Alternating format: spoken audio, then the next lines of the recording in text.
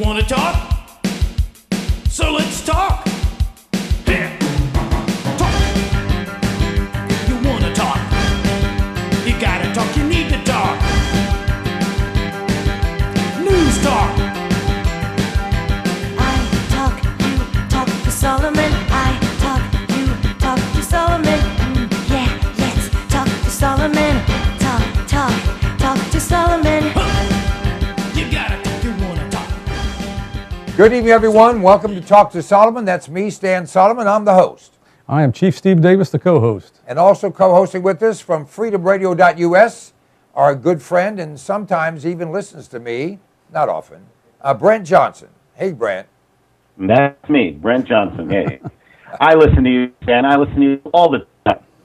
Yeah, you just... Okay. You're one of the wisest men I know. Okay, thank you very much. And actually, Brent and I have been friends for a whole bunch of years. And our guest, Jacob MacAulay, he is the Chief Operations Officer of the ministry You Can Run, But You Cannot Hide International.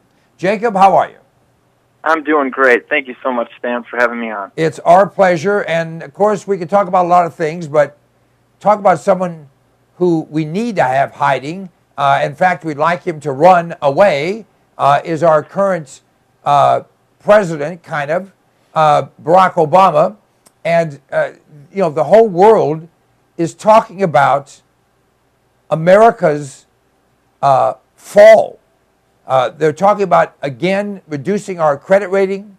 The unemployment picture, no matter how they butter it up, is terrible, almost at depression level. The standard of living in this country has dropped. This man has ignored and defied and for all practical purposes obliterated the protections of the Constitution for the people of this country. And he got reelected by hook or by crook, mostly by crook. Your thoughts? On that, Stan, is that if we have in our country right now the way that we've been going for the course of decades, I'm speaking mainly 4 to 5 decades, where we abandon our only true hope, which is God gave us our rights. There is a God. Jacob, you're fading out on us. Are you there? Yes, I am. Okay. Can you hear me? We lost you for a minute. Go ahead, please. Yeah, what I was going to say is, in a country like ours, founded on the Judeo-Christian principles that we have, there is a God, our rights come from Him, and the purpose of government is to secure those God-given rights. When we abandon our God, it's no wonder and no question that we have a leader like we have today. And I think by far and large, so many people are slumbering right now. They call themselves conservatives, they call themselves Christians and patriots, but they're asleep at the wheel. And it can't come as a wonder to us if we wind up in the ditch when we're sleeping at the wheel that God gave us and blessed us with. Many people say, God bless America. I think we need to bless God, America. Now, from a religious perspective, and that is kind of persona non grata anymore, when you talk about God, people want to say, keep that to yourself. That has no part in the public discourse. Of course, historically, it's exactly the opposite. This country was founded on godly principle. Our Constitution was written on godly principle. And the whole concept of sovereign citizens being at the top of the heap instead of at the bottom of the outhouse, comes from a belief in and an obeying of God's rules, if you will. But that's correct. That has been successfully, I must tell you, defeated in this country, and in the minds of those 30 and under, it's almost, and you look to be, a young person, it's almost, just raised eyebrows and puzzled looks when you try and talk about the concept that the United States of America are a group of sovereign states that join together only on the concept that the rights given to them by God would be honored and protected and obeyed, if you will, by the governments. And yet somehow we've forgotten that. Well, also, too, I think we've forgotten that the government is an extension of who we are. If you notice, and we had a chance to go to the RNC, not necessarily to participate, but Bradley and myself, Bradley Dean's the overseer of the ministry You Can Run International. He's also the host of sonsoflibertyradio.com. But he was being interviewed by many people. Now, Bradley's 6'5", he's got long hair down to his waist and tattoos. He doesn't look like a stereotypical conservative, but he's been going into public high schools for over a decade with the message, Stan, that you and I would agree is the right fundamental American view message. And as he's doing this, as he's speaking to people on Radio Row, they're just shocked. You mean kids actually listen to you? Yes. Kids want absolute. They know there's a God. God created every man after his own image. And God also put within man conscience to know the difference between right and wrong. And when you resound with that, the problem is too many people in this debate are articulating principles and speaking from the head, but they're not coming with that demonstration that our founders demonstrated. And that was where they pledged their lives, their liberties, and their sacred honor, and their wealth. They pledged all of these things and said, I believe so truly in this cause that I'm willing to stand for it. And nowadays, most conservatives are too busy with their season tickets at the doggone football games and going to the hockey games and the arenas where they're screaming and yelling about which team won and which team lost, and then they come home and they complain about Obama. And we wonder why we have the problems that we have nowadays. All right, let me go around the panel here. Brent? Yes. Is there a question on the table? Well, not so much a question as your thoughts about the situation we find ourselves in, because I think that what Jacob is alluding to, it's because of a lack of concern for, recognition of, empathy with God that we find ourselves where we are. Anytime, me takes the place of God, the end is not going to be good. Well, I completely agree with Jacob that we have abandoned the idea of there being a fundamental standard, a moral standard for our behavior. And when I say we, I mean the collective that is called America. We've abandoned the idea that there are certain things that are fundamentally right and correct, and certain things that are fundamentally wrong and incorrect. And because we've abandoned that, there is no direction. There's definitely no direction.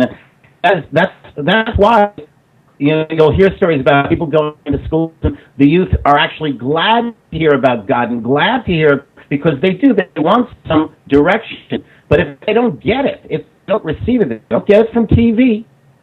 And TV has become the babysitter. The parents tell the children, just go watch TV. That's all they're exposed to. They don't get any kind of direction from TV. And when they don't get the direction, they grow up no limits. And when they grow up with no limits, it opens the door to those psychopaths out there. Not everybody's a psychopath. Some people have consciences, but those consciences don't get developed. And so you end up with a society of people who, at least some of whom, are willing to do all kinds of horrible, wrong, incorrect things, and then you end up with a government that doesn't stop them, but rather encourages them by letting them off. Don't punish them. Don't spank them. Don't tell them they're wrong. You might offend them. And so, in the end, what we have today is a direct result of abandoning that moral standard that says, thou shalt not murder, steal, lie, in favor of, do what feels right, because after all, life is about feeling good. Chief? Well, Stan, I'd like to bring a point to that. All right, go ahead. Just recently, Bradley did a column in WorldNet Daily, and we produce these every week. And John Glenn, who's a senator, said Americans just want us, speaking of his high office, that he swore an oath under God, so help me God, to uphold, to secure the rights of Americans, to obey the Constitution. He said Americans want us not to be concerned if they can be constitutionally justified. Why, if we had to do that, alluding to following the Constitution, we could not pass most of the laws we enact around here. You have a government that's out of control because you have a people that are no longer accountable to the God that gave them their rights. Therefore, the government is not going to be accountable to the people. This is perfect judgment. But I do want to say, you have another generation that's a different breed. They don't talk the same way you and I do. They don't follow the same patterns that you and I do.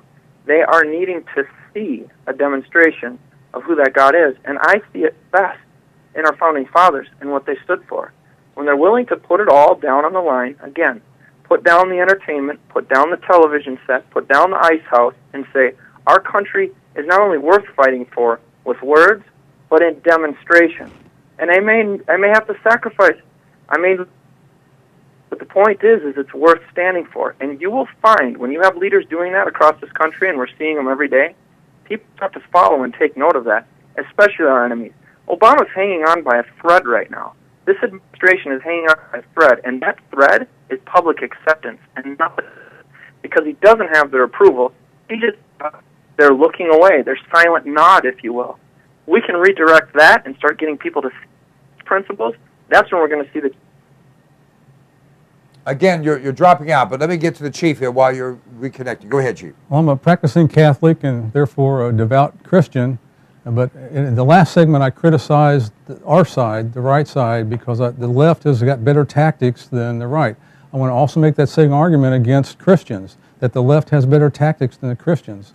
And I'm in these discussions all the time with my fellow Catholics and other Christian brothers, and what I see the Christian faith doing is really talking a lot about God's love and God's peace, which is really wonderful, except the Bible says it takes more than good words, it also takes good actions. So what I see the church not doing is not sending their people out with actions. And so, for example, I was the commander of the jail for many years, and in most jails in the country, there's a lot of peace. There's a lot of peaceful days, but there's not 1 ounce of freedom. So God's love and God's peace without freedom, in my mind, are absolutely meaningless. And so for the Christian community is going to have to get forward. I don't leave the Jewish people out either, because all Christians, in my opinion, are Jews. Our heritage says we are Jews. Jesus Christ was a Jew. So the Jews and the Christians together have got to get their flocks out with action rather than just prayers and going to worship on their day. All right. Jacob. I have a comment if I may. All right, go ahead. Yeah, brilliant, Steve. Absolutely brilliant. Yeshua, Jesus, specifically said, I did not come to make peace. I came to wield the sword of truth. So his objective was not to make peace. It was indeed something else. And we talk about peace. The most peaceful society is one in which every member of society has his wrists handcuffed, his legs chained, and a gag in his mouth. It's perfectly peaceful. There's no child abuse. There's no crime. But is it a desirable society? Exactly. Well, slaves tend to be peaceful if they don't want to die. Jacob, you talk about, yes, sir. We see it every day, but the reality is we see much more of the promotion of abortion, the promotion of homosexual marriage, the promotion of immorality or amorality, the promotion of states or government at whatever level, local, state, or federal, being the in charge, and people being obligated morally, socially, and legally to do what they're told. The concept upon which this nation was based and the concept upon which freedom is based is more utilized by the Islamists, may they all die today, than it is by our people. Address that. I think that apathy, exactly right. The apathy is what's being represented right now. It's the, let George do it. And that generally precedes prosperity. When a nation prospers, and this is no different than biblical times because history is the same. It's his story. Christ wrote it down so that we could learn from it. But when you start to prosper, then you become apathetic. Somebody else will take care of it. And that's exactly what you're seeing through the nanny state and through entitlements, etc. And when that point comes into society, it always duplicates another mentality. Hey, hold on a second. We've gone too far. We need a renaissance back to the principles that made us great. And I see that right now. Again, as I was saying in the last segment, and I'm not sure if you were able to catch it, but this administration is holding on by a string. That's all they have. They don't have anybody's approval. They only have the silent nod. where the majority says, you know what, well, there's nothing I can do. Or get this one humors me the most, the self-fulfilling prophecy of, well, it is the end times. Jesus said this was going to happen, so let's just sit back and collect all the Jesus blessings we can. We're getting out of here, folks. I don't believe that. I have 4 kids. I'm not going to tell my kids that I wasn't willing to lay it on the altar. If you look back historically speaking, when our founders came to this nation, when Christopher Columbus sailed in 1492, the Islamic Turks were taking over all of Europe. They thought it was the end of the world. They cut off Christendom and pushed it over into the West, and they were starting to invade from the South and Africa. They could have said, it's the end of the world, let's all start praying so that Jesus raptured us. Instead, Columbus said, I have an idea to wrap around the globe and get to Asia with the gospel message. But he found this continent that God stayed here for his people, for his purposes, for his reasons. And here we have America, the light of the world, and has been. And with all of our flaws, we still hold that gospel truth to be the same. We were the greatest because we sent out missionaries throughout all of the world to spread the gospel, and God blessed us. We protected Israel. God blessed us. We cannot abandon those things and still expect to receive that blessing of God, and we cannot abandon this perpetual motion of not feeding the next generation that message.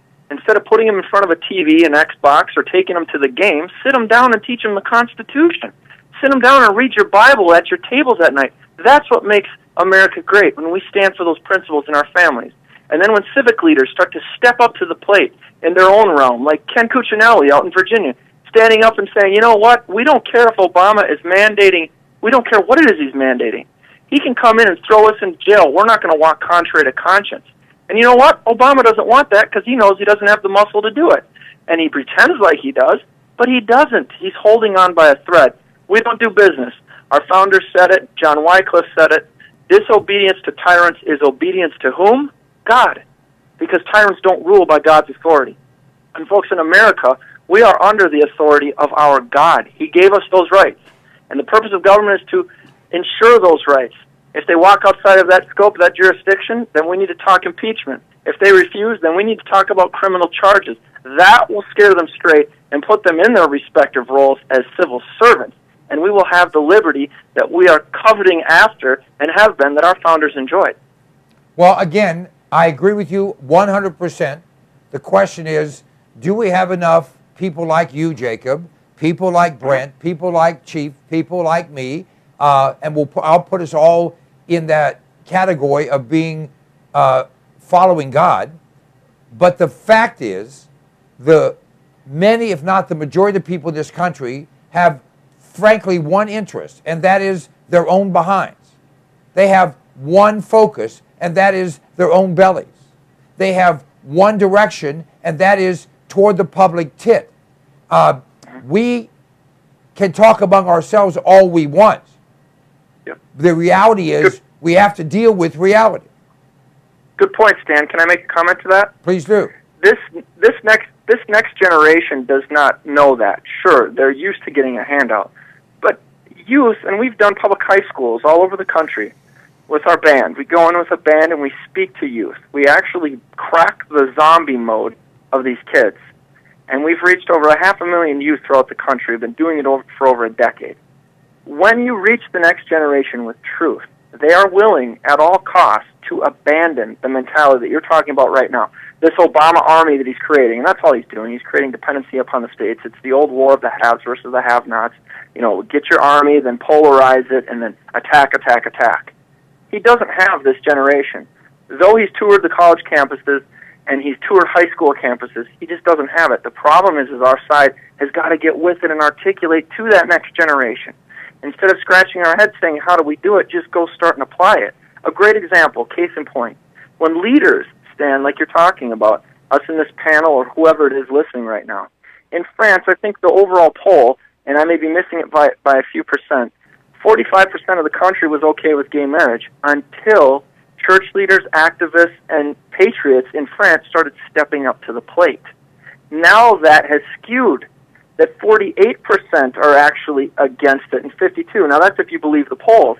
But I'll tell you this, 350,000 people were protesting outside of Paris, or in Paris, excuse me, against gay marriage. Why? Because leaders took their respective roles, They didn't stop with, well, I've got enough people following me, I've got enough people listening to my radio station, I'm making enough money off of sponsorship. They didn't stop. And guess what? People followed because God supplied the increase. And if we walk in the morality and the covenant that God gave us in His Word, we can expect those same blessings. And I believe, Stan, I haven't always been a Christian my whole life, but I believe that if God saved me, God is for sure not just going to give me salvation, but offer me the rest of the promises in His Word if I will take Him at His Word and walk in that holiness that that covenant requires. And that requires what a lot of American people don't want to do, and that's to, again, put the TV set down, get off the sofa, and get active. But as we're active, I think we can believe, Stan. I think we can believe because I've seen it with my own eyes. This next generation is the army that God will use, and it's no different than in the biblical times when they came into the Promised Land, they came into Canaan. How many of those people in Israel said we can go take it? 2 said we could. The rest wanted to stone those 2 for saying there was hope. But Joshua and Caleb eventually inherited, and God said to the next generation, I will bring them in. But you that wouldn't believe, wouldn't take me at my word, you're going to wander in the wilderness and eventually perish, but I'll bring your youth in. I believe that's this generation, Stan. All right. You sound like Brent's cousin because he's always talking about the individual taking action and being proactive. And Brent, your thoughts? Well, firstly, I think that the problem is inherent in society in general, not just our society, but any society throughout history. The masses, the general public, are followers. You talk about leaders. Most people are followers. They are looking to follow. And when the influences to which they are exposed are influences of bankrupt morals, then that's what they follow. When they are given people, when people come into their sphere who influence them with another way of being, one in which they are free and one in which they can live by godly principles, they'll follow that too. So I think Jeff is actually right on. We need people who will come in and lead the flock, who are willing to, not for their own purposes, not for power hunger, but simply to do what's right, to show the followers. And you see, that's the thing. Most people are followers. They want to be followers. You're not going to change that. Show the followers, show the sheep that, and I don't mean that disparagingly, show the sheep that there is a better way to live, and they will indeed follow that path. The example given about France, the poll that I saw said that there were 53% of the people who were in favor of allowing homosexual marriage, but 52% of the people were opposed to allowing any kind of adoption in those marriages or any kind of family to be created out of those marriages, which I think is an interesting dichotomy as well. And there were reports up to 800. The police said it was 350,000, but the organizers said it was closer to 800,000 people who were protesting in Paris. Go ahead, Jacob. Thank you for that correction, because, you know, it's kind of like when the march on the Capitol for the pro-life rally, or for when the Tea Partiers came on. Oh, we think there's 30,000 of them, you know, and there's 500,000. So thank you for that, because that brings even more hope. And we're talking about a morally depraved society such as France. And when I say morally, I'm talking about bankrupt of the ultimate, the moral giver, the moral law giver, which is Christ. But here you have it again, and you made a great point there, Brent, and thank you. Leaders need to step up and take their role, and we need to keep stepping, because people are there to follow. And let's face it, every one of us on this panel right now, at one time, we're sheep, led to the slaughter. And Christ stood for us, and what does He do? He turns to us and says, now you do the same. Love your neighbor as yourself. Well, what is that love? It's to stand in that gap for them. All right, we are out of time. Jacob, give the way people can contact you, listen to the radio program that you do, and so on. I would thank you very much, Dan. It's sonsoflibertyradio.com, sonsoflibertyradio.com. Of course, we do Facebook as well, which is Sons of Liberty Radio on Facebook, the daily program. And I appreciate what you guys are doing, and thank you for the discussion, and it's time to get busy. Well, that is always the case. We have 2 options, if you will, 3. We can move forward, we can stand still, or we can move backward. If you are not moving forward, then you're getting further behind. Thank you for That's right. what you do. We wish you the best, and as they say in the old country, Godspeed. Amen. Godspeed. Thank you, Stan. All right, folks, we'll be back with more in just a moment right here on Talk to Solomon.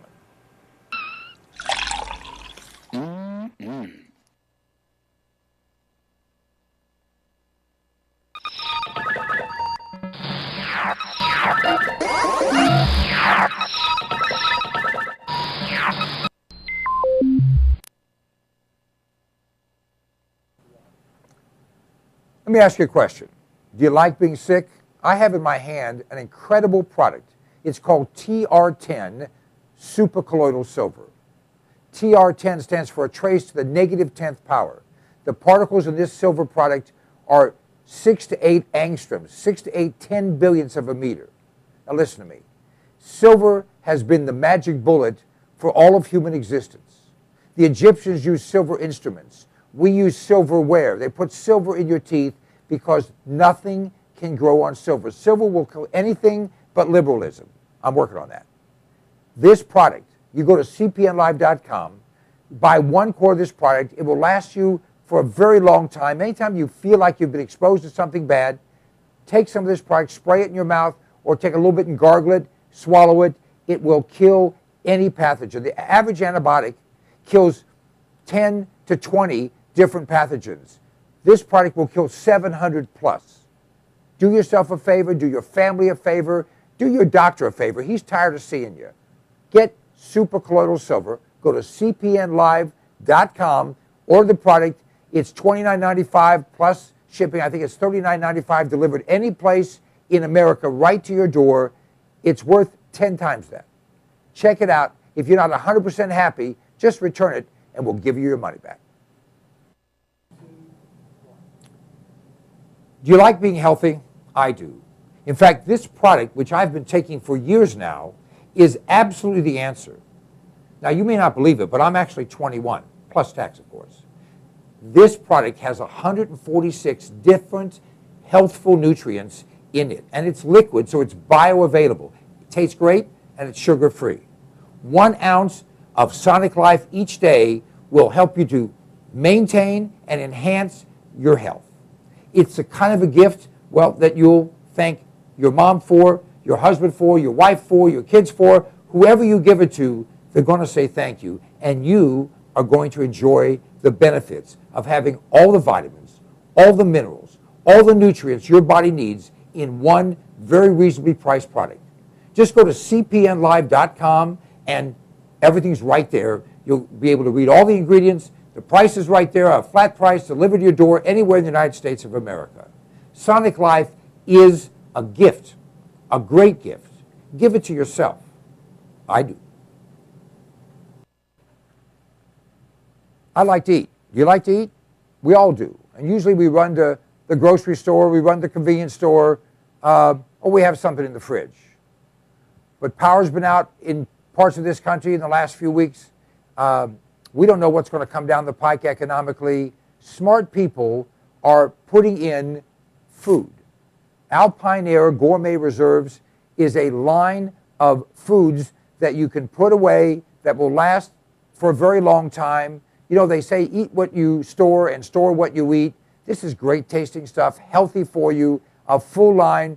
You go to our website, cpnlive.com, and click on the button for Alpine Air Gourmet Reserves and see all the different things we have. This is good tasting food. It's reasonably priced. It will last. And it's worth its weight in gold if a problem arises. I know you don't think there's going to be anything that goes wrong. Actually, you do. This is smart. This is smart insurance. This is smart preparation. This is smart thinking. You have kids. You have a spouse. You have parents. You have dependents. You have an appetite. All those things can be addressed by a frugal but smart investment in Alpine Air Gourmet Reserves. Try them out. You will be tickled to death with the taste of them. You know what? In many cases, people start to eat this and they think, heck, this tastes better and costs less than what you're going to the grocery store to buy. cpnlive.com. Check it out.